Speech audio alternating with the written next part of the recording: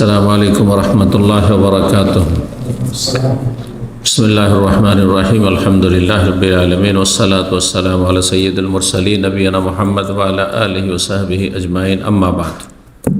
সম্মানিত শ্রোতা দর্শক মণ্ডলী, আল্লাহ রাব্বুল আলামিনের প্রশংসা এবং প্রিয় নবী সাল্লাল্লাহু আলাইহি সাল্লামের উপর সালাত ও সালামের পর আজ সোমবার 14 শাবান 1447 হিজরি মোতাবেক 2 ফেব্রুয়ারি 2026 আমাদের ধারাবাহিক আলোচনা প্রশ্নোত্তর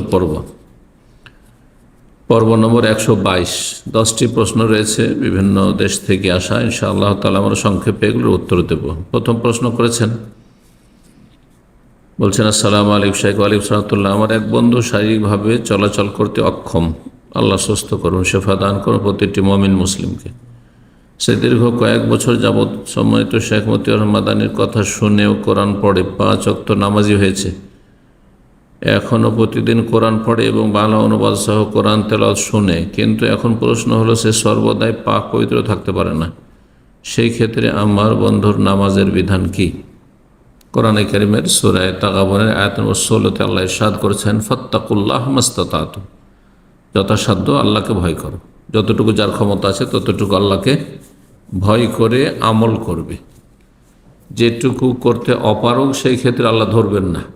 যা মানুষ করতে পারে না সেই ক্ষেত্রে আল্লাহ ধরবেন না। লা ইউকাল্লিফুল্লাহু নাফসান ইল্লা উসাহা, কোনো মানুষকে আল্লাহ এমন কোনো দায়িত্ব দেননি যেটি তার সাধ্য ক্ষমতার বাইরে কোনো দায়িত্ব নেই।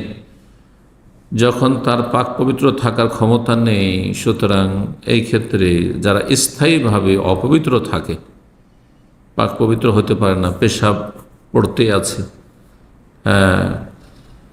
এইরকম যারা অবস্থায় রয়েছে, অথবা যারা ইস্তেহাজার রোগী মহিলাদের স্থায়ীভাবে নাপাক থাকছে, তো এই রকমের ক্ষেত্রে শরীয়তের বিধান হচ্ছে প্রতিটি ওয়াক্ত শুরু হওয়ার পরে উজু করবে।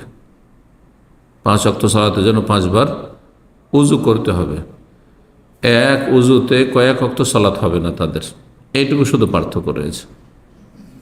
প্রত্যেক ওয়াক্তের জন্য ওয়াক্ত শুরু হওয়ার পরে উজু করতে হবে, ওয়াক্ত শুরু হওয়ার আগে উজু করতে হবে না। আর তারপরে সালাত আদায় করতে থাকবে, কাপড় নাপাক হয়ে যাক, শরীর নাপাক হয়ে যাক। এইরকমই যাদের খুব বায়ু নিঃসরণ হয়, খুব গ্যাসের এমন সমস্যা যে সবসময় বায়ু নিঃসরণ হতেই থাকে, তাদের ক্ষেত্রেও এই বিধান প্রযোজ্য। উজু থাক আর নাই থাক, সালাত পড়তে হবে, সালাতের কোনো মাফ নেই। 2 নম্বর প্রশ্ন বলছেন, আসসালামু আলাইকুম শাইখ। আমি বিয়ের আগে জেনা করেছি, নাউযুবিল্লাহ, নাসাল্লাহ সালামাতুল আফিয়া। প্রতিটি মুমিন মুসলিম নর নারীকে আল্লাহ রাব্বুল এইরকম জঘন্য অপরাধ থেকে বাঁচিয়ে রাখুন। বিয়ের পর আমার ওয়াইফ গ্রামের বাড়ি থাকে, আমি ঢাকা শহরে থাকি। এই অবস্থায় পতিতালয়ে গিয়ে আমি বারবার একই কথা, খারাপ কথা বারবার বলতে নেই। এখন আল্লাহর জন্য খুব ভয় হইতেছে। ভয় হইলে পাপের কথা বারবার উচ্চারণ করবেন না। এটি আপনার ঈমান তাকওয়ার পরিপন্থী। পাপ হয়ে গেছে, খুব তাতে কষ্ট পাবেন আপনি, মানসিক ঈমানি কষ্ট হবে, মানসিক কষ্ট হবে। আর মুখে এই পাপের কথা উচ্চারণ করবেন না বারবার। কোনো সাথী বন্ধু যতই আপনজন প্রিয়জন হোক, ঘনিষ্ঠ হোক, তার সাথে শেয়ার করবেন না, কখনো বলবেন না। শুধু আল্লাহকে বলে আপনি কান্নাকাটি করে তওবা ইস্তেগফার করবেন, ক্ষমা চাইবেন।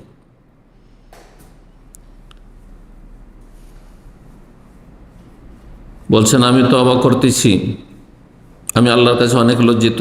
এখন আমি তওবা করতেছি, আল্লাহ কি আমাকে দুনিয়াতে এবং আখিরাতে রজমের মতো শাস্তি মাফ করবেন?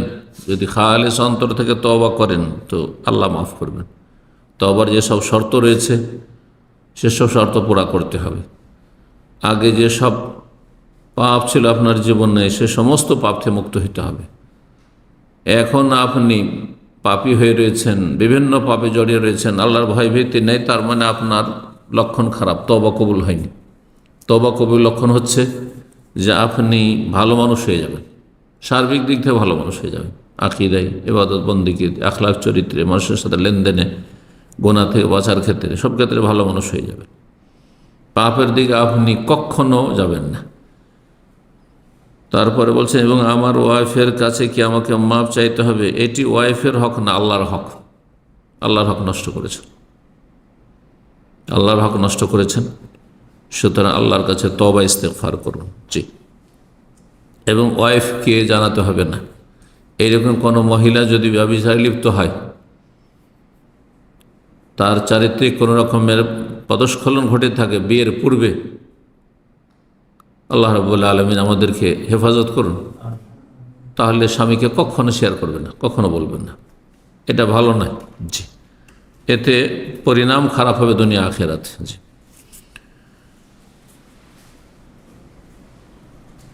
সূরা জুমার 53তে আল্লাহ রাব্বুল ইরশাদ করেছেন, কুল ইয়া ইবাদিয়াল্লাযিনা আসরাফু আলা আনফুসিহিম লা তাকনাতু মির রাহমাতিল্লাহ। হে নবী বলে দাও আমার বান্দাদেরকে যে আল্লাহ বলছেন, এখানে কাল আল্লাহ তাআলা উজ্জ রয়েছে, মহান আল্লাহ বলছেন, তোমাদের রব বলছেন, ইয়া ইবাদিয়াল্লাযিনা আসরাফু, হে আমার বান্দারা যারা সীমালঙ্ঘন করেছে, অত্যাচার করেছে নিজের ওপর, পাপে লিপ্ত হয়ে, লা তাকনাতু মির রাহমাতিল্লাহ, আল্লাহর রহমতে তোমরা নিরাশ হইও না। ইন্নাল্লাহা ইয়াগফিরুয যুনুবা জামিআ, আল্লাহ সব গুনাহ মাফ করতে পারেন, কিন্তু তওবা করে আল্লাহর সামনে হাজির হইতে হবে, ভালো পথে ফিরে চলে আসতে হবে, এর নাম তওবা। খারাপ পথকে পুরোপুরি বর্জন করতে হবে। 3 নম্বর প্রশ্ন বলছেন, আসসালামু আলাইকুম শাইখ আলহামদুলিল্লাহ, আমার প্রশ্ন হলো কোনো ছেলে সন্তানের নাম তৌহিদ রাখা যাবে কি? জাযাকাল্লাহু খাইরান। তৌহিদ মাসদার, আরবিতে ওয়াহাদা ইউহিদু তৌহিদান ফাহুয়া মুওয়াহিদুন। যদি মুওয়াহিদ নাম রাখেন বেশি ভালো, মানে তৌহিদ প্রতিষ্ঠাকারী, তৌহিদে বিশ্বাসী, তৌহিদের বাস্তবায়নকারী। কিন্তু তৌহিদ যদি মাসদার দিয়ে কেউ নাম রাখে তো জায়েজ রয়েছে। মাসদার ইসিম ফাইলের অর্থে হয়ে থাকে। জায়দুন আদলুন আরবি ভাষায় বলা হয়, মানে জায়দুন আদেলুন, ন্যায়পরায়ণ। জি, মাসদার ইসিম ফাইল কর্তার অর্থে হয়ে থাকে, আর ইসিম মাফউলের অর্থ হয়ে থাকে। তো এখানে কেউ যদি তৌহিদ নাম রাখে তো জায়েজ রয়েছে, তবে মুওয়াহিদ নাম রাখলে বেশি ভালো। আল্লাহু আ'লাম। 4 নম্বর প্রশ্ন বলছেন, আসসালামু আলাইকুম শাইখ আলহামদুলিল্লাহ, আমি গণতন্ত্রে বিশ্বাস করি না। বিশ্বাস করা কুফরি কথা।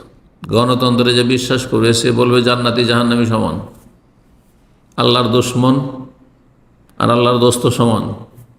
হ্যাঁ, ইবলিশের বন্ধু আর আল্লাহর বন্ধু সমান, আউলিয়া উস শয়তান আর আউলিয়া উল্লাহ, আউলিয়া উর রহমান সমান। এর চেয়ে বড় কুফরি কি হয়? আলো অন্ধকার সমান, রাত দিন সমান, জি, ছায়া রৌদ্র সমান। কে বলবেন দুনিয়াতে? আল্লাহ সবগুলো অস্বীকার করেছেন, কোরআনে কারীমে এইসব কথা বর্ণনা করেছেন রব্বুল আলামিন। জি, যে বলবে গণতন্ত্রে বিশ্বাস করি সে মুসলিম না, মুরতাদ, সে জন্মসাথে মুসলিম হল।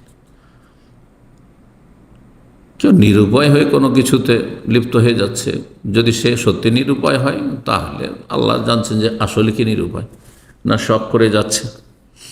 জি, কিন্তু দেশের জন্য চিন্তা হয়, দেশের জন্য চিন্তা হলে আপনি ভালো মানুষ হবেন, আপনি দেশের মানুষকে ভালো করবেন, দেশের মানুষ ভালো হয়ে গেলে আল্লাহর রহমত নেমে আসবে।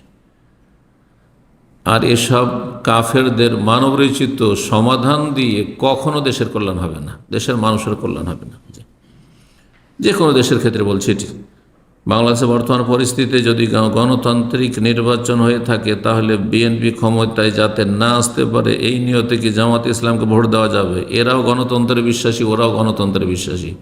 এরা শুধু ওর সাথে ইসলামিক নামটা লাগিয়ে নিয়েছে। মদ দুইজনই খায়, একজন বলে আমি ইসলামী মদ খাই, আর আরেকজন বলছে আমি জেনারেল মদ খাই। আমি হ্যাঁ, কথা বলছেন না? জি, আল্লাহ হেফাজত করুন। বলে এ বেশি ধোকাবাজ, যে বলছে আমি তো ইসলামিক মদ খাই, আমি তো অসুবিধা নেই আমারটাতে, তোমারটা তো অসুবিধা, তুমি কেন অনইসলামিক মদ খাচ্ছ, তাই না? এটা বেশি অপরাধ। জি, ইসলামের নাম ভেঙে কুফরি করা এটি বেশি বড় অপরাধ। এই জন্য এই ক্ষেত্রে রাসূলুল্লাহ হাদিস স্মরণ করিয়ে দেব, ফাতাজিল তিলকাল ফেরাকা কুল্লাহা। নবী সাল্লাল্লাহু আলাইহি ওয়াসাল্লাম বলছেন যে এই যে বাতিল দলগুলি ইসলাম ছাড়া রয়েছে সবগুলিকে বর্জন করো। ফাতাজিল তিলকাল ফেরাকা কুল্লাহা, হুযায়ফা রাদিয়াল্লাহু তাআলা আনহুর হাদিসে রয়েছে। জি, বুখারী মুসলিমের হাদিস। 6 নম্বর প্রশ্ন বলছেন, আসসালামু আলাইকুম ওয়ালাইকুম সালাম। আমার একজন মেয়ে আছে, আমি তাকে ছোট থেকে দিনের তরবিয়ত দিচ্ছি। ইদানিং সে দিন থেকে একেবারে গাফেল, জিকির আজকার কোরআন হাদিস থেকে অনেক দূরে চলে গেছে। জিকির আজকার যদি সুন্নত নফল জিকির আজকার থেকে দূরে যায় সেটা বড় অপরাধ নেই, যদিও সেটি গাফিলতি। কোরআন হাদিস থেকে মানে কোরআন তেলাওয়াত করছেন না, কোরআন তেলাওয়াত সুন্নাত মুস্তাহাব কাজ, কিন্তু কোরআনের প্রতি আমল করতে হবে। কোরআন হাদিসে যা ফরজ করা হয়েছে তা পালন করতে হবে। জি, দূরে চলে গেছে বলতে যদি সে সাবালিকা, নামাজ পড়ে না, পর্দা করে না, তাহলে এটা হারাম কাজ। জি, অনেক বলার পরেও সংশোধন হয় না, এই ক্ষেত্রে আমি কি গুনাহগার হব? আপনার মেয়ে, সুতরাং আপনি তার উপর চাপ সৃষ্টি করতে পারবেন। জি, তার উপর চাপ সৃষ্টি করতে পারবেন, তার ভরণ পোষণ দিচ্ছেন আপনি, কিন্তু বিয়ে দিয়ে দেওয়ার পরে যখন স্বামীর ঘরে চলে যাবে তখন আপনার চাপ সৃষ্টি করার অধিকারও নেই, আর আপনাকে জবাব দিতে হবে না, তার স্বামীকে জবাব দিতে হবে যার অধীনে চলে গেছে। যতক্ষণ আপনি তাকে খাওয়াচ্ছেন, পড়াচ্ছেন, বাসায় রাখছেন, ততক্ষণ আপনাকে হিসাব দিতে হবে। আপনি অবশ্যই যতটা আইনসঙ্গত চাপ সৃষ্টি করে সংশোধন করা সম্ভব তা করবেন আপনি। পারিবারিক বিচার সালিসের মাধ্যমে পরিবারের বংশের গোত্রের যেসব দায়িত্বশীল মুরব্বীরা রয়েছে তাদেরকে নিয়ে যদি একা না পারেন তাহলে তার সংশোধনের চেষ্টা করা ইত্যাদি। তার জন্য পাত্র খুঁজি দিনদার, সে চায় দুনিয়াদার, আল্লাহ হিদায়াত করুক। এমতো অবস্থা আমি তাকে বেনামাজির কাছে বিবাহ দিতে পারি কি না? মোটেই পারবেন না। বেনামাজিকে বিয়ে দেওয়া হারাম, বেনামাজির সাথে বিয়ে বসা হারাম। জি, বেনামাজি মেয়েকেও বিয়ে করা হারাম। জি, সেটাও জানি বেনামাজির কাছে বিবাহ দেওয়া জায়েজ নয়। জায়েজ নয় তাহলে কি করে দিতে পারেন? হারাম কাজ করতে পারেন? কখনো পারেন না।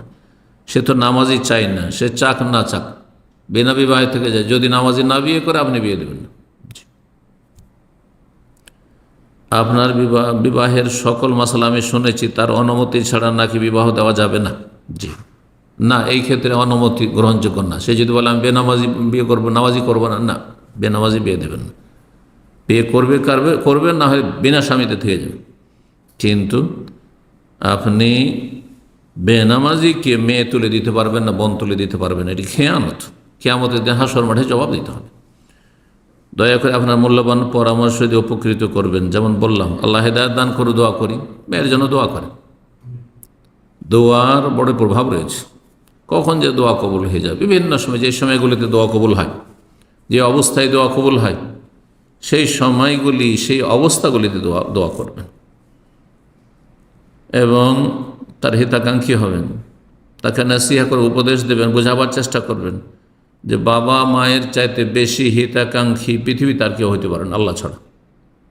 আল্লাহর পরে বাপ মায়ের চাইতে বেশি হিতাকাঙ্ক্ষী কেউ হইতে পারবে না। বাপ মা এই দুইজন একমাত্র মানুষ যারা কোনোদিন ছেলে মেয়ের হিংসা করে না, যতই উন্নতি করে যাক না কেন, যত উন্নতি করুক, চাইবে যে আরও উন্নতি করুক। এটা মায়ের পেটের ভাইয়ের মধ্যে হয়তো পাবেন না। এই স্ত্রীও হিংসা করতে পারে, স্বামীও হিংসা করতে পারে স্ত্রীর, কিন্তু বাপ মা কোনোদিন হিংসা করবে না। বাপ মায়ের মূল্যায়ন করতে হবে। আল্লাহ রাব্বুল আলামিন যাদের বাবা মা বেঁচে আছে, জীবিত অবস্থায় যে হক রয়েছে সেগুলি আদায়ের তৌফিক দান করেন। যারা দুনিয়া থেকে চলে গেছেন তাদের রহম করেন। জি, তাদের হক আদায় করবেন যেভাবে হক আদায় করার কথা কোরআন সুন্নাহয় রয়েছে। দোয়া করবে তাদের জন্য, মাগফিরাতের জন্য, রহমতের জন্য, জান্নাতের জন্য। 7 নম্বর প্রশ্ন বলছেন, আসসালামু আলাইকুম শাইখ, আমার যতটুকু সম্ভব গীবত করা থেকে এবং গীবত শোনা থেকে বেঁচে থাকার চেষ্টা করি, তবুও প্রায় আমার মা অন্যের দোষ ত্রুটি সম্পর্কে আমার কাছে বলে। আমি যদি শুনতে না চাই তাও বলতে থাকে। শুনবেন না আপনি, ও বলতে থাকে। মাঝে মাঝে উপদেশ দেবেন, যেগুলো বলিয়েন না, বলে লাভ নেই। বলবেন, প্রত্যেকবার বলবেন। যখনই দেখবেন যে গীবত করছে, মা গীবত করে লাভ নাই, এটা আপনি নিজেরই গুনাহ করছেন, আপনি নিজের ক্ষতি করছেন, নিজের আমলনামা খারাপ করছেন, এইভাবে বুঝাবেন। যে ভালোবাসা, আপনার দায়িত্ব পালন হয়ে যাবে। এবং আমি যখন রিকশায় করে স্কুলে যাই তখন আমার পাশে থাকা আমার সহপাঠী সেও গীবত করে, নিষেধ করবেন। আমি শুনতে চাই না, অর্থাৎ মাঝে মধ্যে আমি এমন পরিস্থিতিতে পড়ি, গীবতের পরিবেশ থেকে আমার উঠে আসা সম্ভব হয়, এমন পরিস্থিতিতে কি আমার গীবতের গুনাহ হবে? যদি চুপ থাকেন তো গুনাহ হবে, চুপ থাকবেন না, বলবেন আপনি বলিয়েন না এইসব কথা, এগুলো বলে লাভ না, আমার সামনে বলিয়েন না। জি, বারাকাল্লাহু ফিকুম। 8 নম্বর প্রশ্ন বলছেন, আসসালামু আলাইকুম শাইখ আলিম সাহেবুল্লাহ, কিছু ইসলামিক ফাউন্ডেশন আছে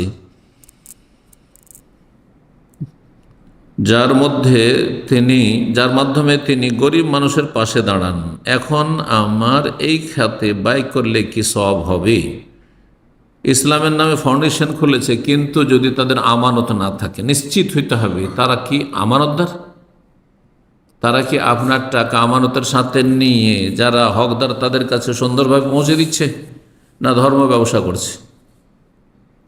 অধিকাংশ ধর্ম ব্যবসা করছে, ভালো করে শুনে, অধিকাংশই ধর্ম ব্যবসা করছে, বাইতুল মাল নিয়ে ছিনিমিনি খেলা করছে। যেমন রাষ্ট্রীয় সম্পদ নিয়ে প্রায় দায়িত্বশীলরা, রাষ্ট্রীয় পর্যায়ে দায়িত্বশীল রয়েছে, তারা আমানতে খেয়ানত করছে। আমানতদার মানুষ পাওয়া আজকাল মুশকিল হয়ে গেছে। ঠিক তেমনই ধর্মের লেবাস পরিধান করে যারা ইসলামের খেদমতের নামে কাজ করছে, দান সাদকার টাকা দিয়ে ইসলামিক স্কুল করলো, হ্যাঁ ইসলামিয়া মাদ্রাসা করলো, আর নিজের বাবার প্রপার্টি হয়ে গেল, ইনকাম সোর্স তার হয়ে গেল, সব ইনকাম করছে। মোটা অঙ্কের ফিস নেওয়া হচ্ছে, শুধু ফিস না, রিঅ্যাডমিশন ফিস প্রতি বছর নেওয়া হচ্ছে, মাসিক ফিস নেওয়া হচ্ছে, অ্যাডমিশন ফিস নেওয়া হচ্ছে, তার রিঅ্যাডমিশন প্রতি বছর নেওয়া হচ্ছে। ইনকাম সোর্স হয়ে গেছে, কোনো কমিটি নেই, কোনো হিসাব নেই, কিচ্ছু নেই।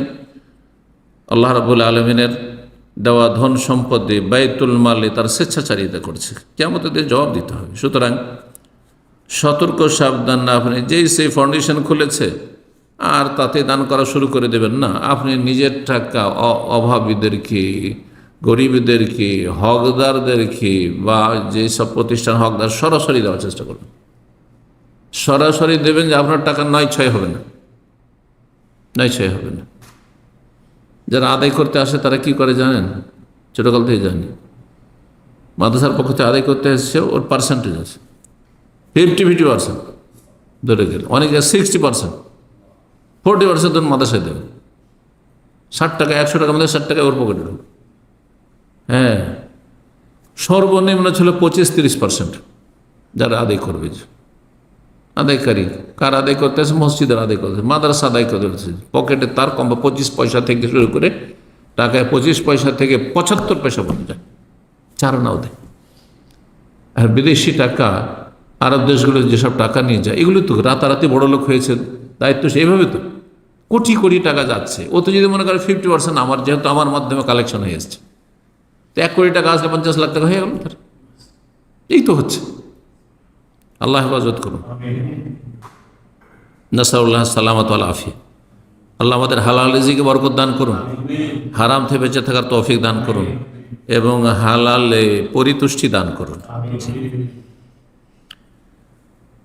9 নম্বর প্রশ্ন বলছেন, আসসালামু আলাইকুম শাইখ ওয়ালাইকুম সালাম, আমার কাছে জমিয়ত আহলে হাদিস থেকে 2টা সালাতের স্থায়ী সময়সূচির ক্যালেন্ডার আছে, আরেকটা আছে বাংলাদেশ আহলে যুব সংঘ থেকে, আরেকটা আছে হাদিস ফাউন্ডেশন বাংলাদেশ থেকে। মাশাআল্লাহ, তো ভালোই কালেকশন করেছে। 4টি আহলে হাদিসের, কিন্তু এগুলোর মধ্যে সময়ের একটু পার্থক্য দেখা যায়, 2, 3, 4 মিনিট করে, যা একই স্থানের জন্য। যেমন আজ 15 ডিসেম্বর 2025 তারিখে ময়মনসিংহে মাগরিবের সময় জমিয়ত 5টা 15টায়, আর হাদিস ফাউন্ডেশনে 5টায় 11। প্রশ্ন হলে এগুলোর মধ্যে যে কোনো একটা অনুসরণ করলেই হবে? আর সালাতের স্থায়ী সময়সূচি কি এক স্থানের জন্য সব সময় একই থাকে? একই কি করে থাকে? প্রতিদিন 1 মিনিট করে আগ পিছ হচ্ছে না। একই থাকলে তাহলে শীতকাল আর গ্রীষ্মকালে দিন বড় রাত ছোট, রাত বড় দিন ছোট কি করে হচ্ছে? নাকি বছর বা যুগ পর পর পরিবর্তন হয়? হ্যাঁ, পৌষ মাস মাঘ মাসে ছোট দিন থাকবে, সারা জীবনটি থাকবে, যতদিন পর্যন্ত যুগ জামানা আছে, আসমান জমিন আছে, ঠিক না? রাত বড় থাকবে শীতকালে, ঠিক আছে। বৈশাখ জ্যৈষ্ঠ মাস, এগুলো মাসে দিন বড় থাকবে, রাত ছোট থাকবে, ঠিক থাকবে, কিন্তু প্রতিদিন 1 মিনিট আধা মিনিট করে কম বেশি হচ্ছে। জি, যাই হোক, আপনি সতর্কতা অবলম্বন করবেন যখন দেখছেন যে বেশ কিছু ভিন্নতা, সিয়াম ইফতার করার ক্ষেত্রে আপনার 1 মিনিট 2 মিনিটের পার্থক্য রয়েছে, সতর্কতা অবলম্বন করবেন। নাহলে সবচেয়ে ভালো চোখে দেখে নেবেন যে এই যে সূর্য ডুবে গেল, সূর্য দেখতে দেখতে দেখতে আর দেখা যাচ্ছে না, অথচ আকাশে কোনো মেঘ নেই। আকাশে সূর্য যেখানে অস্তমিত হচ্ছে সেখানে কোনো মেঘমালা নেই, তারপরও সূর্য আর চোখে দেখছেন না, সূর্য ডুবে গেছে, সূর্য ডুবে গেছে। আকাশে মেঘ আছে, একবার অন্ধকার, অধিক সতর্কতা অবলম্বন করবেন ঘড়ি না থাকলে। টাইম টেবিল হয় ঘড়ি দেখে, আর না হলে এই না যে অন্ধকার হয়ে গেলে ইফতার করে দিই, ইফতার করবার সূর্য উঠে যাবে হয়তো এক সময়, এমনটা যেন না হয়। এক কথায় সতর্কতা অবলম্বন করতে হবে যেখানে সন্দেহ। যখন যদি সন্দেহ না থাকে তো তারা ইজতিহাদ করে এই টাইম টেবিলগুলো তারা উল্লেখ করেছেন। ইজতিহাদে ভুল হইতে পারে, মুজতাহিদ মুখতিও হয়, মুসিব হয়। ইজতিহাদ করে চেষ্টা যে করে সে কখনো ফেল করে, কখনো পাস করে, সঠিকও ভুল বলে লিখে, আবার ভুলও লিখে। 10 নম্বর প্রশ্ন বলছেন, আসসালামু আলাইকুম শাইখ আনসাতুল্লাহ, সামনের কাতার ফাঁকা না থাকলে পিছনের কাতারে শেষ পর্যন্ত একা নামাজ পড়লে নামাজ হবে কি? এই বিষয়টিতে বড় ইখতিলাফ রয়েছে। একদল বলছেন যে যদি কাতার ফাঁকা না থাকে তো একা দাঁড়াতে পারবেন না, নামাজ হবে না। তাহলে কি করবেন? কাতার ফুল হয়ে গেছে, একজনকে আপনি টেনে নেন। আর এক দল বলছেন না, এই যে টানলেন তার খুশু নষ্ট করলেন, আগের কাতার ফজিলতে বঞ্চিত করলেন। হ্যাঁ, যাই হোক, হয়তো ফজিলত আল্লাহ দিয়ে দিবেন যে সে আপনার সহযোগিতার জন্য পিছনে সরেছে সেই জন্য, কিন্তু আপনি তার নামাজের খুশু নষ্ট করলেন, এতে তো কোনো সন্দেহ নেই।